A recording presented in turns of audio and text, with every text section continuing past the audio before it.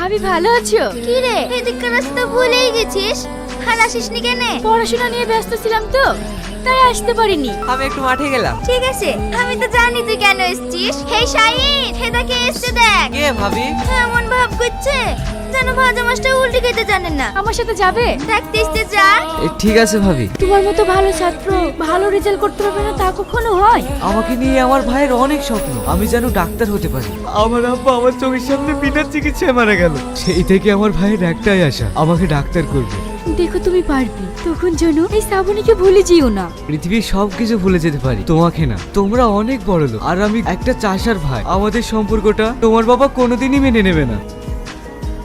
তোমাকে একটা কথা বলতাম। বলো। আমাদের শ্রাবণী সেলিমের ভাই শাহিনকে খুব ভালোবাসে। ওই চাষার ভাই কি তোমার মেয়ে ভালোবাসে? আমার মান সম্মান কিচ্ছু রাখলো না। ওই নামটাই বাড়িতে উচ্চারণ করবে। শ্রাবণী কোথায় গিয়েছিলে? বাবা